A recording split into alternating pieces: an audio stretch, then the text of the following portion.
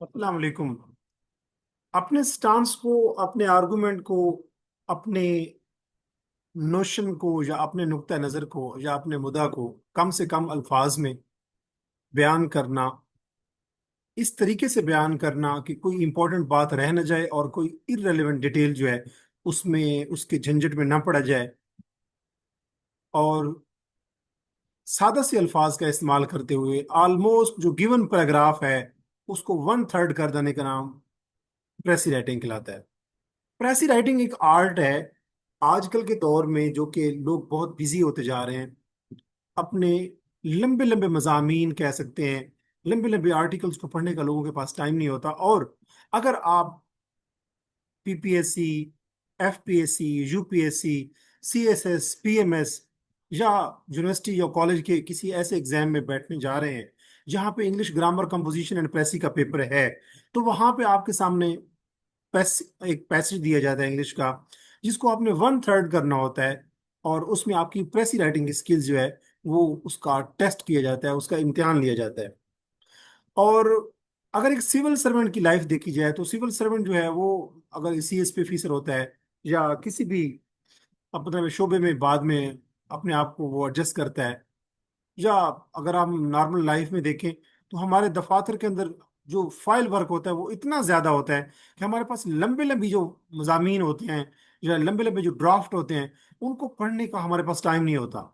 तो ऐसे दौर में जिसमें हर कोई बिजी है, बड़ी मैकेनिकल लाइफ हो गई है, तो ऐसे दौर में हम चाहते हैं कि जो भी एक लॉन्ग ऐसे है, जो एक लॉन्ग पैसेज है, पैराग्राफ है, उसको वन थर्ड कर दिया जाए, उसको मुख्तसर कर दिया जाए और उसमें से मतलब की बातें निकाली जाए। तो इसके लिए एक ऑफिसर या एक जो पब्लिक या सिविल सर्वेंट होता है उसके पास प्रेसी राइटिंग स्किल बहुत जरूरी है। आज के लेक्चर में मैं 1988 1988 में सीएसएस का जो पेपर हुआ था, English grammar and composition and प्रेसी writing का, उसके अंदर एक पैसेज जो आया था, मैं उसकी प्रेसी राइटिंग की जो स्किल है उसको, प्रेसी राइटिंग उसका जो पैसेज था, पैसे जिस जो पैसेज दिया हुआ था जिसकी प्रेसी बनाने का कहा गया था, मैं वो सामने आपके सामने पैसेज लेके आऊंगा और फिर मैं उस पैसेज को पढ़ने के बाद उसमें से जो इंपॉर्टेंट चीजें हैं वो आपके सामने लेके आऊंगा, और जो उसमें इररिलेवेंट डिटेल्स हैं जिसको पढ़ने की, जिसको खातिर मिलाने की, जिसको अहाता तहरीर मिलाने की जरूरत नहीं है, वो सामने लेके आऊंगा। और उसके बाद मैं आपके सामने एक लाइव उस पैसेज की प्रेसी बनाऊंगा और उसके बाद उस प्रेसी पैसेज को एक मैं टाइटल दूंगा जो कि प्रेसी राइटिंग के क्वेश्चन में अमूमन पूछा जाता है। मैं आपके सामने ड्राफ्ट लेके आता हूँ। This was, let me zoom it out, sorry, this is 1987 paper. Let me check it out.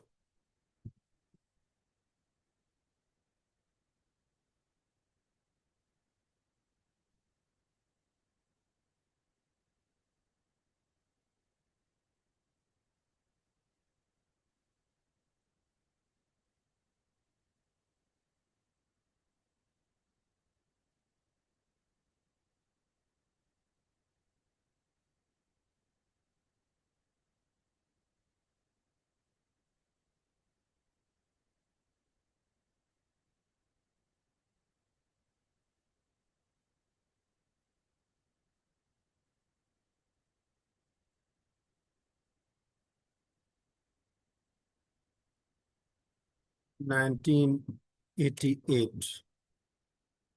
जी, ये आपके सामने पैसेज है जो कि 1988 के जो सीएसएस का पेपर था उसमें अपीयर हुआ। और इसको हम मजीद जूम आउट कर देते हैं ताकि आपके लिए लेजिबल हो, आपको ये क्लियर नजर आए। हम इसको डिस्कस करेंगे पहले कि इसमें क्या चीज़ है important. The touring companies had set up their stages when playing for townsfolk and not for the nobility in the large inn yards where the crowd could sit or stand around the platform and the superior patrons could seat themselves in the galleries outside the bedrooms of the inn। यहाँ पे कहा गया कि touring companies, वैसे touring company से जो लफ्ज से समझ आती है कि ऐसी कंपनीज जो कि टूर अरेंज करती हैं, ट्रिप्स अरेंज करती हैं। और टूरिंग कंपनीज के अंदर वो कंपनीज भी शामिल होती हैं जो कि थिएट्रिकल परफॉर्मेंसेज अरेंज करती हैं, आप कह सकते हैं स्टेज ड्रामाज करवाती हैं, या म्यूजिकल कंसर्ट्स करवाती हैं। तो टूरिंग कंपनीज जो हैं उन्होंने स्टेजेस जो हैं वो सेटअप किए थे, ताकि आम लोग जो हैं टाउन के, जो जो आम जनता होती है, आम जो पॉपुलेशन होती है, उनके लिए प्लेस स्टेज किए जा सकें, न कि कोई अशराफिया के लिए, नोबिलिटी के लिए नहीं। और वो इन यार्ड्स में, जैसे आपको पता है कि जैसे दरबारों के, इन कहते हैं वैसे सराय को, जहाँ पे मुसाफिर ठहरते हैं, तो इन यार्ड या कोर्ट यार्ड ऐसी जगह होती है जहाँ पे लोग ठहरते हैं, जहाँ पे कोई जो पब्लिक प्लेस होती है, जहाँ पे कोई पब्लिक परफॉर्मेंस दी जाती है।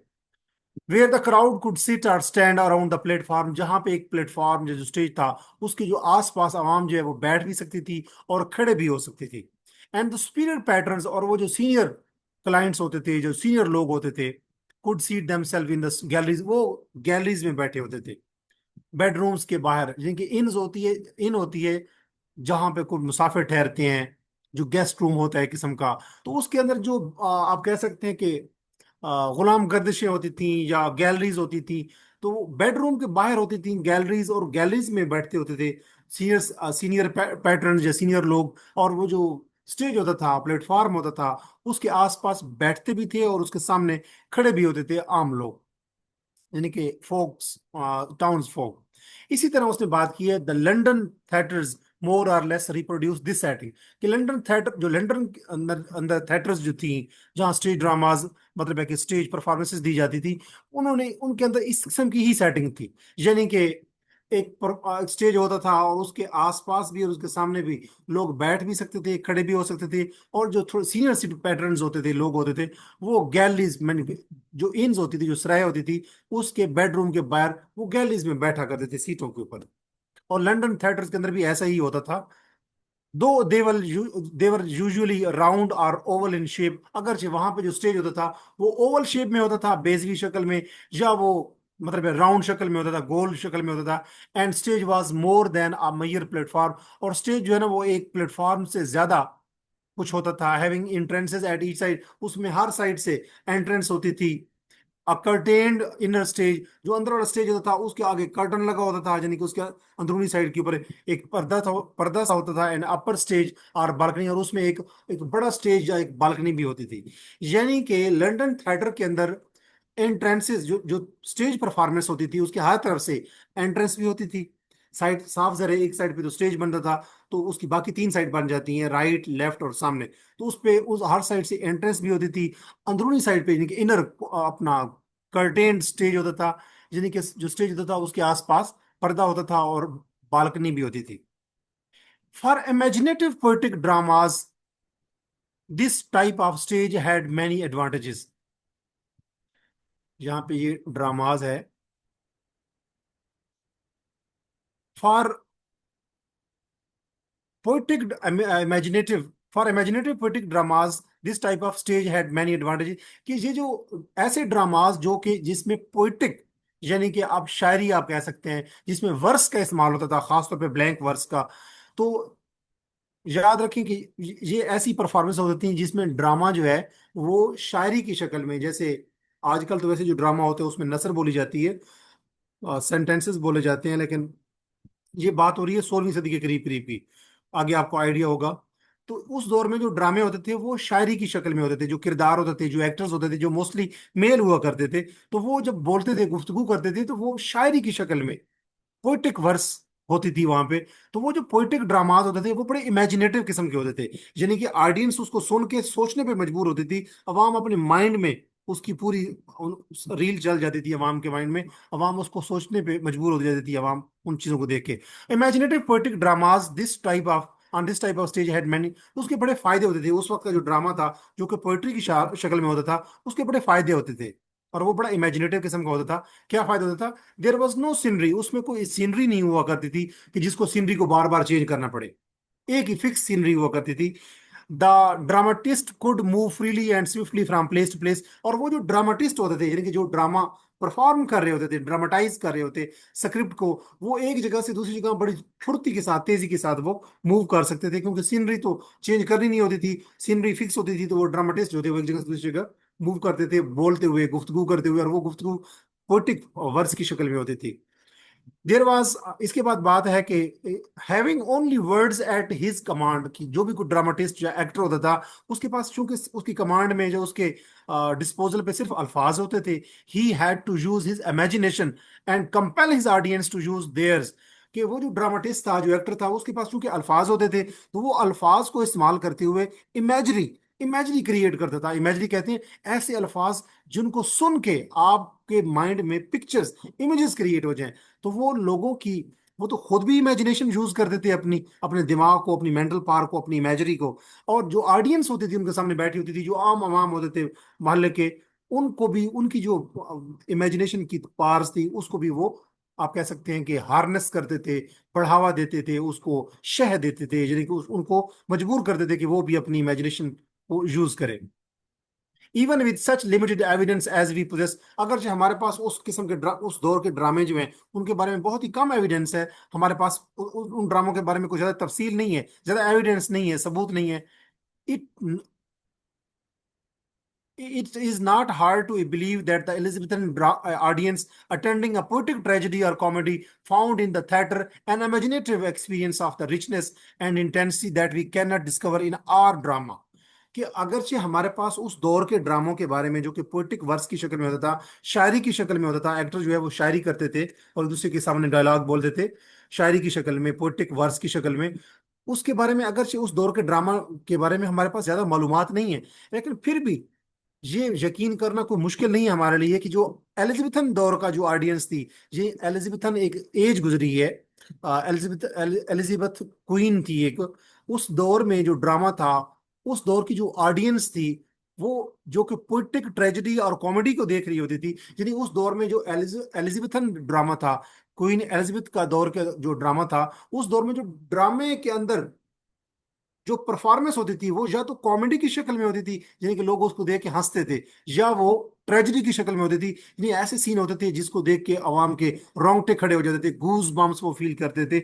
और उस दौर की जो कॉमेडी और जो ट्रेजेडी थी, उस दौर के बारे में, उस ड्रामा के बारे में ये यकीन करना कोई मुश्किल नहीं है कि चूंकि उन ड्रामों के अंदर इमेजिनेटिव एक्सपीरियंस हुआ करता था, ऑडियंस जो थी वो अपने दिमाग को इस्तेमाल करती थी, और जो एक्टर्स होते थे, जो ड्रामाटिस्ट होते, वो अपनी इमेजिनेटिव पावर को यूज करते थे अपने वर्ड्स के थ्रू। तो उस दौर के अंदर जो ड्रामा था वो बड़ा रिच था, उसके अंदर रिचनेस थी और इंटेंसिटी थी, जो कि आजकल के हमारे ड्रामे में भी, आजकल ड्रामे से मुराद है जो कि मॉडर्न ड्रामा है, उस दौर के आजकल के ड्रामे के मुकाबले में भी ज्यादा रिचनेस थी और ज्यादा, आप कह सकते हैं, इंटेंसिटी थी। यानी कि वो ड्रामा जो था वो ज्यादा इमेजिनेटिव पावर लोगों के अंदर जो इनकलकेट करता था, हार्नेस करता था। यानी कहने का मतलब ये एलिजाबेथन ड्रामे की बात हो रही है। और एलिजाबेथन ड्रामा जो है, अगर हम दौर में देखें तो वो 1558 से लेकर तकरीबन 1650 तक, यानी कि आप कह सकते हैं 16वीं सदी के दरमियान से लेके 17वीं सदी के दरमियान तक, ये जो एक साल, 100 साल है ऑलमोस्ट, इस दौर में जो ड्रामा था 1558 से लेकर 1650 तक, इसको हम कहते हैं ये क्वीन एलिजाबेथ का दौर था, उस दौर के ड्रामे को हम कहते हैं एलिजाबेथन ड्रामा। और उस ड्रामे के अंदर कॉमेडी और ट्रेजेडी जो परफॉर्म की जाती थी, और वो जो स्टेज होता था वो बड़ा थ्रस्ट किस्म का स्टेज होता था। यानी वहां पे जो एक्टर थे, जो ड्रामाटिस्ट थे, वो ऐसे मूव कर रहे होते थे कि ऑडियंस उनके आसपास फिर रही होती थी। इमर्सिव किस्म का एनवायरनमेंट होता था, और हर तरफ से एंट्रेंस हुआ करती थी, और आप कह सकते हैं कि इनर कर्टन होता था, और एक बालकनी हुआ करती थी, और आम आवाम बैठी होती थी आसपास और खड़ी होती थी, और वो जो सीनियर पैटर्न्स होते थे वो गैलरीज में बैठे होते थे। और उस दौर का जो ड्रामा था वो इमेजिनेशन को यूज करता था, ऑडियंस की भी, और जो ड्रामाटिस्ट थे, एक्टर्स थे, वो भी अपना इमेजिनेटिव पावर यूज करते थे। यूं उस दौर का ड्रामा बड़ा रिच था और बड़ा इंटेंसिव था, इंटेंसिटी वाला था। आज का मॉडर्न ड्रामा कौन सा है, जो 19th सेंचुरी के मिड से या 19th सेंचुरी में से शुरू हुआ और आगे 21वीं सदी तक चल रहा है। तो hopefully you have got my point. इस पूरे पैसेज के अंदर कौन सी बातें की गई हैं, उसमें जो इंपॉर्टेंट पॉइंट्स हैं वो हमने निकाल ली हैं। और इंपॉर्टेंट पॉइंट्स क्या हैं कि जो अर्ली टूरिंग कंपनीज थी वो इन यार्ड्स में परफॉर्म करती थी स्टेज ड्रामा, और ऑडियंस जो है वो खड़ी रहती थी या वो आसपास बैठ जाती थी प्लेटफॉर्म या स्टेज के। और जो रिच पैटर्न्स होते थे, जो अमीर कुछ लोग होते थे, सीनियर लोग होते थे, वो गैलरीज में सीटों में बैठते थे। और लंदन की थिएटर्स के अंदर भी यही माहौल था, बस ये स्टेज जो था वो राउंड या ओवल शेप में था, और उसकी जो उसके अंदर साइड एंट्रेंस थी, हर तरफ से लोग आ सकते थे, यानी कि सामने से, दाएं से, बाएं से। और अंदर जो स्टेज था उसके आसपास कर्टन था, और एक बालकनी उसमें हुआ करती थी, यानी कि अपर स्टेज आप कह सकते हैं। इसी तरह जो स्टेज का जो डिजाइन था वो इमेजिनेटिव पोएटिक ड्रामा के लिए था, यानी कि जो ड्रामाटिस्ट या एक्टर्स थे वो भी इमेजिनेशन को यूज करते थे, और ऑडियंस की भी वो भी मजबूर करते थे कि वो उनके अल्फाज सुन के अपनी इमेजिनेशन के ऊपर फोकस करें, अपनी इमेजिनेशन को यूज करें। और पोइट्रिक ड्रामा होता था, यानी कि पोइट्री की शक्ल में, प्रोज नहीं होती थी, नसर नहीं होती थी, बल्कि पोइट्री होती थी। इस तरह एक और बात इसमें की गई है कि सीनरी नहीं हुआ करती थी, या होती थी तो वो फिक्स होती थी। आजकल तो ऐसा है कि मॉडर्न ड्रामा में सीनरी चेंज होती रहती है, तो एब्सेंस ऑफ सीनरी की वजह से वो जो ड्रामाटिस्ट थे, जो एक्टर्स थे, वो बड़ी क्विक, बड़ी परफॉर्मेंस के साथ अपनी वो उसको चेंज करते थे, सेटिंग को चेंज करते थे, क्विकली मूव करते थे वो from one place to another place. ये सारी वो बातें हैं जो कि हमारे पैसेज में दी हुई हैं। और ड्रामाटिस्ट जो थे वो इमेजिनेशन के ऊपर रिलाय करते थे, और लैंग्वेज का वर्ड ऐसा इस्तेमाल नहीं हुआ, हम इसको छोड़ देते हैं। जो ड्रामाटिस्ट थे, या जिसको हम एक्टर्स कह सकते हैं, वो इमेजिनेशन को यूज करते थे, और ऑडियंस को भी मजबूर करते थे कि वो भी अपनी इमेजिनेशन को यूज करे। और रिजल्ट क्या होता था इस सारे का, कि प्ले जो था वो बड़ी तेजी के साथ मूव करता था, क्योंकि सीनरी तो चेंज होती नहीं थी, क्योंकि हम पैसेज में पढ़ चुके हैं। तो उस दौर में चूंकि परफॉर्मेंस बहुत तेजी के साथ चलती थी, तो एलिजाबेथन दौर की जो ऑडियंस थी उसके पास एक बड़ा रिच किस्म का और बड़ा इमेजिनेटिव एक्सपीरियंस होता था, सोचने पे जो वो मजबूर हो जाते थे, और बड़ा फर्टाइल किस्म का, रिच किस्म का, यानी कि ऐसा ड्रामा जो कि आपको सोचने पे मजबूर करे, आपकी इमेजिनेशन को यूज करे, डेफिनेटली वो रिच एक्सपीरियंस होता था। तो these are the important points. इसके अलावा कुछ बातें इररिलेवेंट है, लाइक स्पेसिफिक डिटेल दी गई है कि गैलरीज जो थी वो बेडरूम के बाहर थी, और इन्स के अंदर बेडरूम के बाहर गैलरीज थी। ये एक इररिलेवेंट बात है। इस तरह कुछ बातें की गई हैं कि जो एलिजाबेथन दौर का जो ड्रामा था उसमें जो स्टेज था वो ओवल शेप में था या राउंड शेप में था। तो ये बात भी, ये शेप की बात हो रही है, ये भी इररिलेवेंट बात है। इसी तरह बात की गई है कि वहां पे लिमिटेड एविडेंस है हमारे पास उस दौर के ड्रामा के बारे में, यानी 16वीं सदी और 17वीं सदी के दरमियान का जो, सॉरी, 16वीं सदी के आसपास का जो ड्रामा है, एलिजाबेथन ड्रामा, उसके बारे में हमारे पास बहुत कम एविडेंस है। ये भी एक इररिलेवेंट बात है, कोई इतनी खास बात नहीं है। और इसी तरह उस दौर की जो ट्रेजेडी और कॉमेडी की बात वहां की गई है, तो ये इसके अंदर कोई डिस्टिंक्शन दोनों की बात करना ये हमारे लिए अहम नहीं है। हमारे लिए ये अहम है कि ये एलिजाबेथन ड्रामा की बात की गई है, जो कि हर किसी को पता है कि उस दौर में कॉमेडी और ट्रेजेडी हुआ करती थी, डिस्प्ले हुआ करती थी। ये इरेलीवेंट डिटेल्स है। अब हम इसकी ना बना लेते हैं प्रेसी आपके सामने, लाइव फॉर्म में आपके सामने। मैं प्रेसी लिखूंगा, और let us start our precis in the light of the passage we have gone through. ये पैसेज जो है वो किस किस के बारे में है? Let us write the précis of this whole passage, which would be around one third of the whole passage. हम बात करते हैं Elizabethan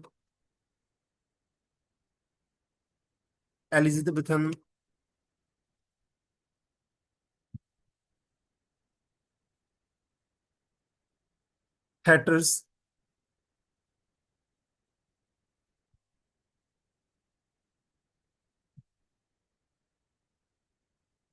modeled on,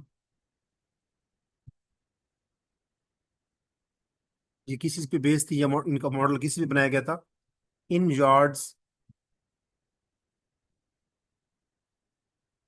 performances.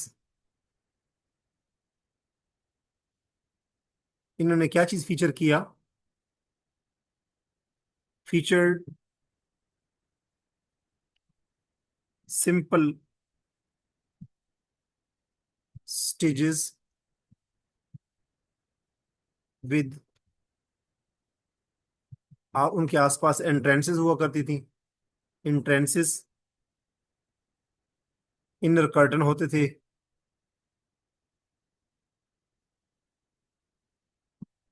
And, और इसमें क्या होती थी, and balconies.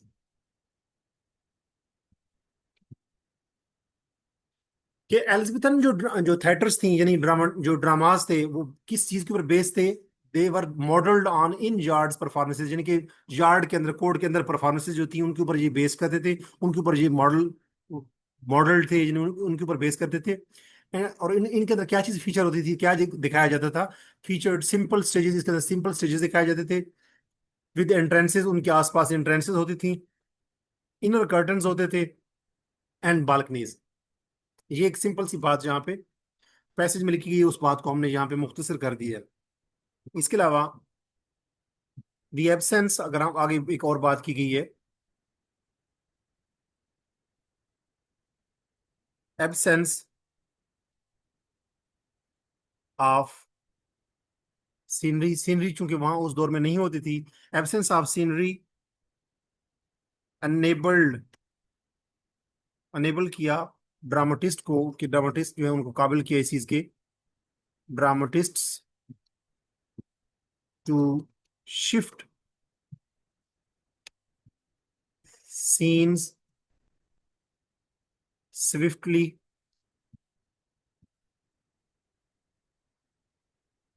relying on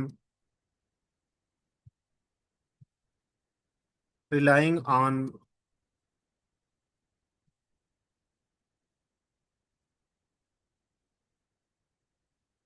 imagination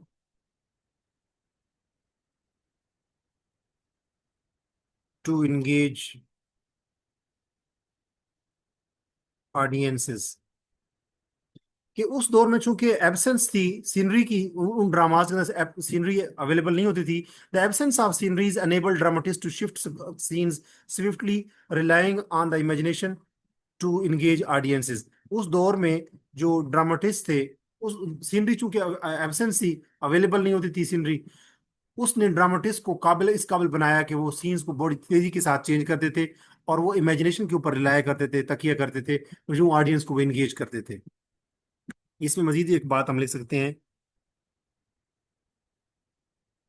ये जो चीज़ है जिसमें अब सीनरी अवेलेबल नहीं होती थी ड्रामा की स्टेज के आसपास, या वो फिक्स रहती थी, तो उसको हम कहते हैं दिस गेव, इसने प्रोवाइड किया किस चीज़ को, Elizabethan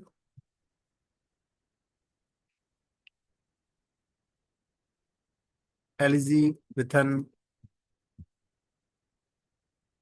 drama unmatched richness and intensity. Simply richness भी कह सकते हैं, रिचनेस फार सरपासिंग, क्योंकि इंटेंसिटी और रिचनेस दोनों का एक ही मतलब बनता है ऑलमोस्ट, बहुत क्लोज मीनिंग है दोनों के। Surpassing modern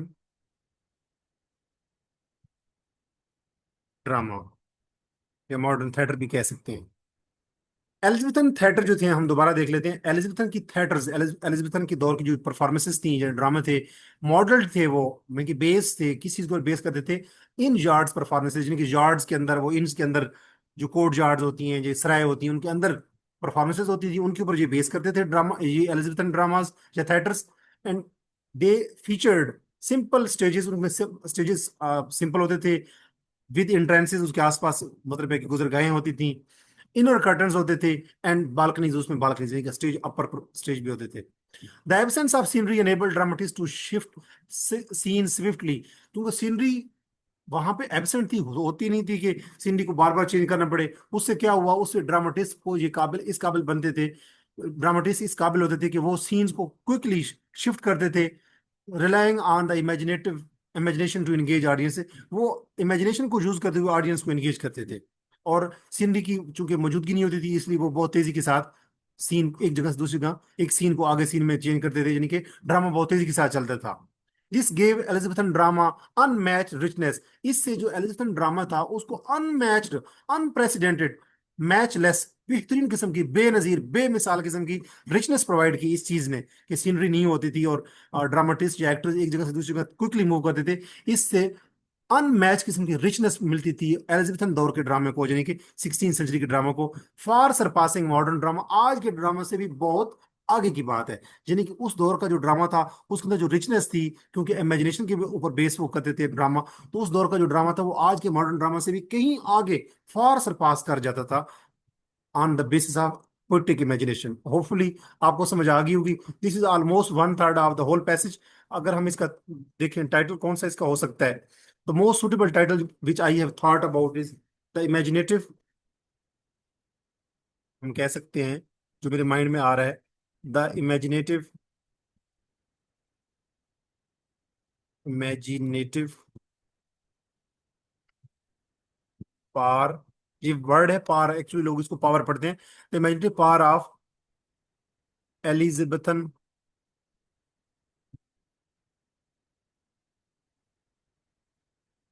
drama, imaginative, this is the most suitable top title as far as my humble cognizance or perception is concerned, कि इस ड्रामा में चूंकि एलिजाबेथन ड्रामा के अंदर इमेजिनेटिव पावर को डिस्कस किया गया है कि वो बहुत रिच थे, तो the imaginative power of Elizabethan drama, this is the most suitable title which can we can allocate to, yeah, which we can assign to this passage, and this is the one third precis. Hopefully you have got my point. अगर आप इस प्रेसी को पढ़ेंगे तो इस प्रेसी में हर sentence ऐसे नहीं लगेगा कि वो कोई आइसोलेटेड सेंटेंस है, बल्कि एक फ्लो है, पीछे वाली बात से आगे वाली बात कनेक्टेड है। जैसे मैंने लिखा हुआ है दिस गेव, अब ये दिस गेव से बना था कि इस चीज ने दिया, और कौन सी चीज ने, पीछे हम बात कर रहे हैं कि सीनरी की एब्सेंस ने, तो एक बात से पीछे वाली बात जुड़ी हुई है, यानी कि ऑर्गेनिक फ्लो है, वेल कनेक्टेड है, एक कोहिरेंस है, एक कनेक्टिविटी है, एक लिंकेज है, थीम्स जो है वो आपस में वेल कनेक्टेड है।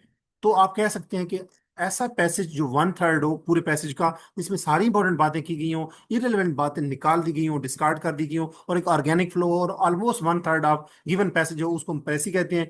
और इसी तरह हम डिफरेंट, मैं जैसे इससे पहले अगर आप मुझे देखें, मेरे यूट्यूब चैनल को देखेंगे, तो ये 1988 का सीएसएस का पेपर की प्रेस मैंने बनाई है। इससे पीछे वाले अगर आप देखें 1987 का जो सीएसएस का पेपर था, उसकी आपको प्रेस भी मेरे चैनल पे मिल जाएगी। इससे पीछे 1986 का जो सीएसएस का पेपर हुआ था, उसकी प्रेस भी आपको मिल जाएगी। With the passage of time I would keep on attempting the pressy passages of different CSS papers which has been connected in the recent past and the remote past।